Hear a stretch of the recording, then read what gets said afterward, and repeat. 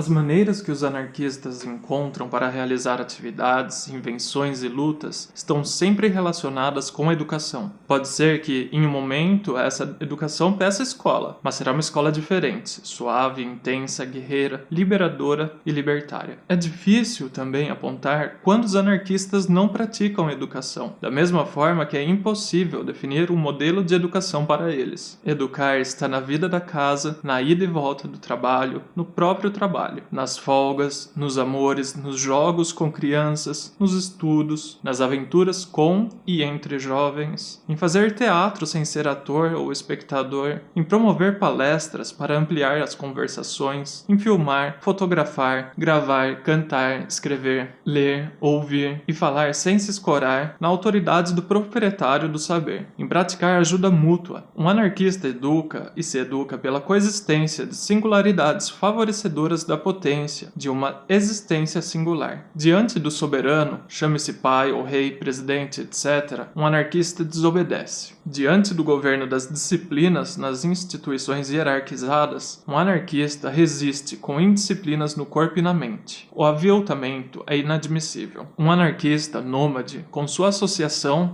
dela escapa sem se recolher no consolo da utopia de uma nova sociedade. Realiza suas heterotopias, não mais em função de uma utopia emergencial. Ele as pratica, insurgindo-se livre, exuberante, audaz nas suas lutas, inventando-se nestes combates e realizando o extraordinário. Não é só um desobediente indisciplinado, mas principalmente um inventor de liberdades.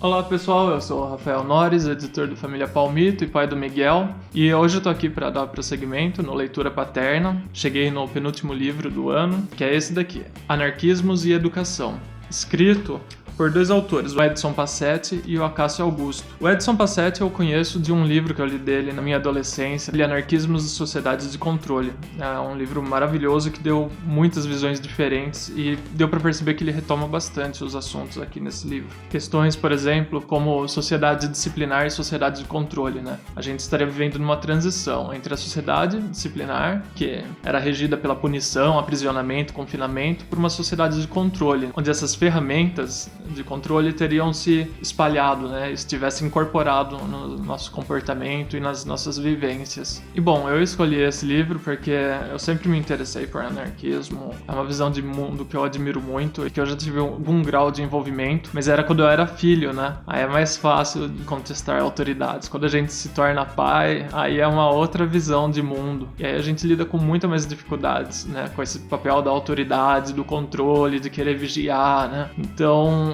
eu precisava ler esse livro e entender como que eram os movimentos de educação no anarquismo, como isso funcionava, né, para reviver algumas ideias e relembrar algumas atitudes que eu acho que são muito saudáveis. E nesse livro ele é fininho, mas ele é muito complexo, né? Eu até demorei para gravar esse vídeo porque eu fico um pouco com medo de falar alguma besteira, alguma bobagem, né? Alguma coisa que o próprio anarquismo, né, fala que não existe o proprietário do saber, que não deveria ser uma prática de medo nem nada. Então tô aqui enfrentando esse medo de falar sobre isso. E o que eu achei muito legal é que ele faz um recorte histórico muito interessante, né? Ele faz um levantamento de experiências que teve em todo o mundo, né? Desde das comunidades do Tolstói na Rússia, as experiências na Espanha, na França com Larouche e também no Brasil. E uma das coisas que eu fiquei mais encantado é de saber que aqui em Campinas, né, que é onde eu moro hoje, já teve uma escola anarquista em 1908, né? Era a Escola Livre, que era organizada pela Liga dos Operários. E eu achei isso fantástico, porque para mim aqui é uma cidade que o conservadorismo tem muita força, né? Então pra mim é espantoso que em alguma época isso tenha sido um pouco diferente. Se bem que nem tanto, porque essas escolas acabam se tornando alvo do governo, né? Essas práticas de desobediência e liberdade incomodam. Esse livro faz uma crítica ao capitalismo por incorporar as práticas democráticas e anarquistas como uma forma de silenciar esses movimentos, a indisciplina e a rebeldia com o sistema. E também critica o socialismo autoritário, que via na prática da educação uma maneira de guiar a consciência das pessoas, com uma autoridade ainda assim, por um fim que fosse igualitário, mas que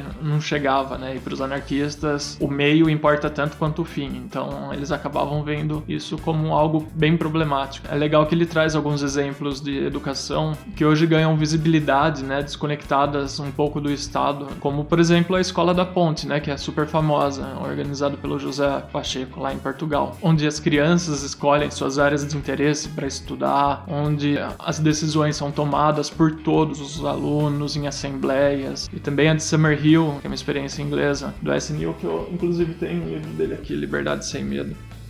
Fala sobre essa experiência e que eu sempre admirei. Enfim, é um livro curtinho, mas muito complexo. Tem muita coisa bacana, muitas referências. Ele acaba sendo um ótimo ponto de partida para outras leituras e também para reflexão sobre as nossas práticas de autoridade e como repensar novos meios de vida, né? Novos meios de relações pessoais, entre as relações amorosas, relações de trabalho, relações familiares. E é um livro que eu recomendo demais para todos os pais, todas as pessoas que se interessam por educação e que se interessam pelo movimento anarquista, tá bom? Agora eu vou sair um pouco dessa área teórica e vou para um outro livro de uma escritora que eu admiro muito, que é a Cris Guerra. Ela criou o filho dela sozinha, ela teve várias vivências dolorosas porque ela perdeu o marido, e nesse livro ela escreve cartas para o filho dela, contando desse momento, se abrindo com ele, criando essa ponte de trocas que eu acho muito lindo. E a Cris, eu tive a oportunidade de conhecer ela ao vivo, de encontrar ela em vários eventos. Ela é uma simpatia em pessoa, é uma pessoa maravilhosa. Então, agora, minha leitura de dezembro